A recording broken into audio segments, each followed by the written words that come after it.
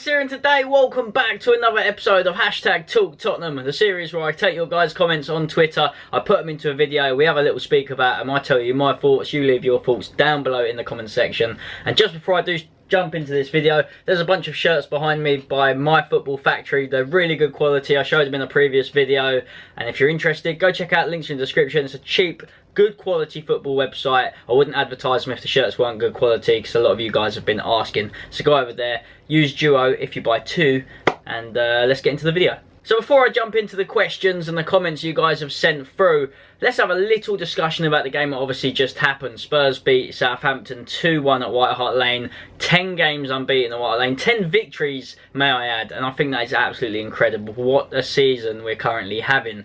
But there's a lot of things that could happen during the season still that we could also be very disappointed about being a Spurs fan. There's obviously, if we get thrashed by Chelsea in the FA Cup, we might not finish second.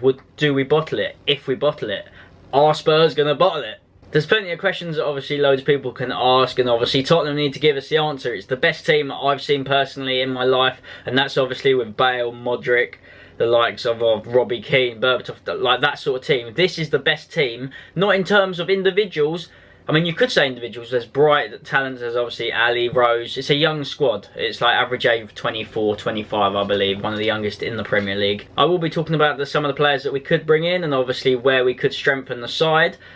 And other than that, Tottenham beat Southampton 2-1. Obviously, Dele Alli penalty. I'm not going to talk much about that because at the end of the day, it's a penalty. It goes in or it doesn't. And the other goal obviously being Eriksen outside the box. And Eriksen, I've spoke about him previously. Let's talk about him again, because without Eriksen in the side, you just don't feel as good going forward. Tottenham, he's one of those players. People are saying he's been quiet. I'm sorry, but if you look at his stat ratio, he's got the most assists in the league.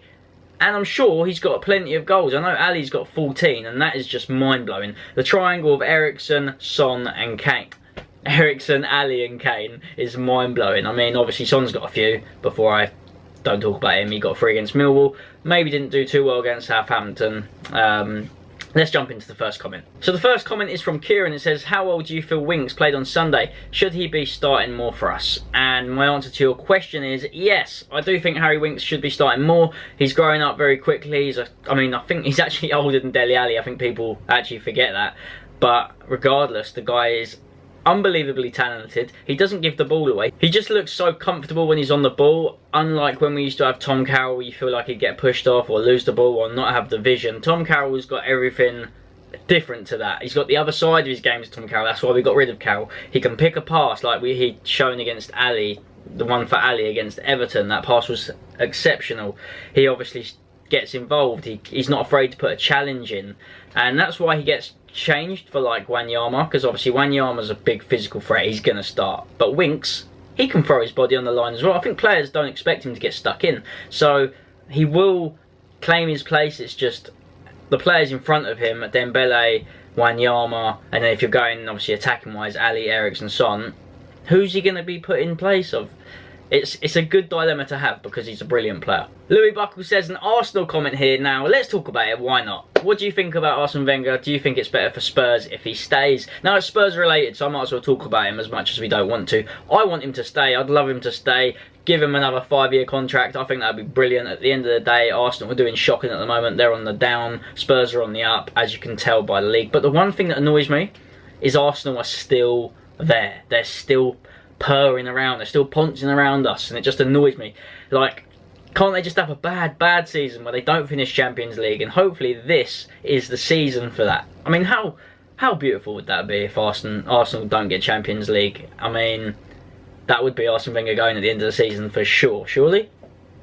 I have a comment from a Manchester United fan, which is always nice. It's nice to get other clubs' comments and their opinions about Tottenham. Do you think Son should start more in the Prem even when Kane is fit, or is it too hard because the front three unless you play 4-2-3-1?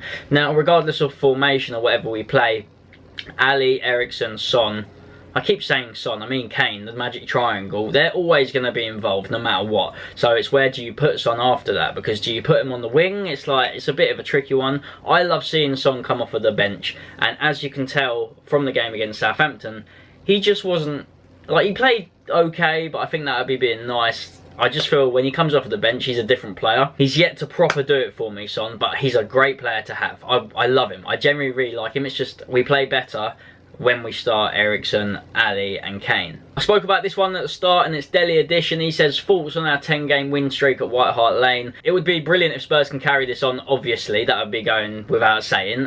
We've got 4 more home games, I believe, and they're all winnable. Obviously, we've got Arsenal coming to the lane. I love those sort of games. The atmosphere is going to be incredible. The last derby at Hart Lane, oh my God. In terms of the actual streak, it will only be noticed if it carries on and Spurs finish 2nd. If Spurs finish 4th and, I don't know, we get hammered in the FA Cup, that will just go unnoticed and people will not remember it the way it should be. So let's hope it's something that all the fans can remember. Let's hope we turn Hart Lane into a fortress. That would be brilliant. And let's, long may it continue, over to Wembley, because obviously we've got to play there next season.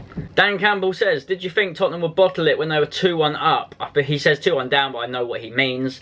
And my initial thoughts were no, because this season Spurs look like a totally different side, and it's actually incredible to see. Like, say 5-6 years ago, Spurs would go 1-0 up, 2-0 up, and in the last 15 minutes you'd be sitting on the edge of your seat panicking. But when you've got players like Wanyama, Dembele, Alderweireld, Vertonghen, and then you've got players that can score at a blink of the eye and do a trick or something up the field, like Ali plays for fouls, you can bring Janssen on, you just feel we're a different side, and we don't let that happen. It was a very professional way of Spurs to see out the game against Southampton, and that just shows how much we're growing. It also shows how much Pochettino's done for us, because look where we are. I mean, you've got to take into account we're sitting 2nd in the league, Spurs, and we're still in the FA Cup, and we're 9 points clear of Arsenal.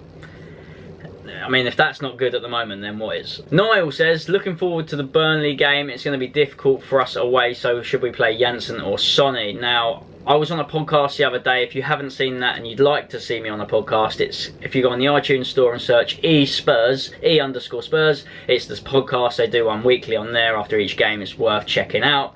And basically, Janssen needs to start against Burnley for me. He's going to be physical. Burnley are going to be a physical side. Burnley haven't won in their last 6 games, but they've got a good home record. And you're probably thinking, how have they got a good home record? They go unbeaten at Turf Moor, basically. They're very good at home. And Spurs would probably be top if it wasn't for their away form. We've won a few games, but we've drawn way too many. It's just, we've been so good at Hart Lane, that's why we're up there. But I'd be starting Janssen, Niall. There's no reason why we shouldn't. I mean, he needs more than 10 minutes. And when he does come on, the last 10 minutes, he does well. Ron says, where do you think we need to strengthen in the transfer window and what players? Now, I'll talk about the players that we are linked with. We're linked with Isco. God knows how long we've been. Obviously, Zaha, and now the latest one, obviously, Barkley. Had to think about that last one there. I was in my brain somewhere, but I couldn't think of his name. But Ross Barkley, he'd be a great signing. Zaha would be another good signing. He's a quick player. I'm not too bothered about the tricks. I just want someone who can get up and down the wing and obviously get the ball into the box to Kane. And Pochettino is the perfect guy for both of them. Pochettino has proven that he can work with younger players and tell them what to do and how to improve their game. Like Danny Rose, for example. Harry Winks, for example, another one. Sorry. So those two, in terms of Isco, I have no idea. But if Spurs go and sign him, I'm not going to be unhappy because I know what Isco can do and he can be a threat. Connor also mentions, what are your thoughts on the potential Isco transfer? Also, can we still challenge for the title and or the FA Cup? The Cup, got to go for it. 2 games left, beat Chelsea already this season, why not? The league's there to be won, you just got to keep chasing Chelsea. They've got a harder fixture list than us. I don't see why we can't catch them. We just got to hope that we keep winning, and if we keep winning, well, it goes without saying. The next comment is, do you think the international break is good? Talk Tottenham. Don't forget, when you want to comment, use the hashtag Talk Tottenham. I stress that all the time. And basically my answer to your question is yes. Harry Kane being injured, that speaks for itself. More time to recover because obviously he can't play for England as well. But in terms of, if you look at the Spurs squad, the amount of internationals that are in that side and the amount of games that are going on in the world, you've got to, I mean, there's going to be an injury and you just got to hope it's not for one of our players on that pitch. Obviously you've got Toby going, you've got Vertonghen. Imagine if they both got injured, that would be pretty crap. Other than that, it's good in terms of the Harry Kane because everyone wants to see him back. Adam also mentions the Ross Barkley situation and it says, who would he replace, basically? And the answer is, I don't know, because I don't actually know where he'd fit in our side. He's a player like Eriksen, but at the moment Eriksen's a lot better. Obviously Barkley's younger, He's English, so he'd fit straight into our team with the other English lads. I'm sure Ali would get on with him. I'm sure Walker, there's obviously Kane. The chemistry would be brilliant. So I'd love to see Ross brought into the side.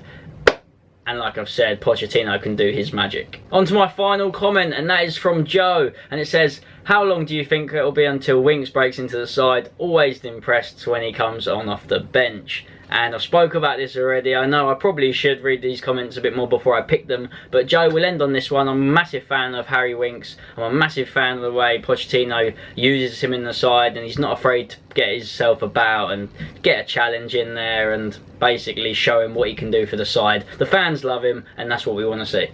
So the next fixture is obviously Burnley away. It's not going to be an easy test. We've got to go there without Kane. I want to see Janssen start. I'm going to go for a prediction of 3-1. Leave your comment predictions in the comment section down below. If you have enjoyed, don't forget to hit that thumbs up button. Also, I might be bringing my merchandise Have a Day Off t-shirts back, so let me know if you'd be interested about that. Hashtag till the end if you have watched it till the end, and I'll see you for another video. Take care. Bye bye.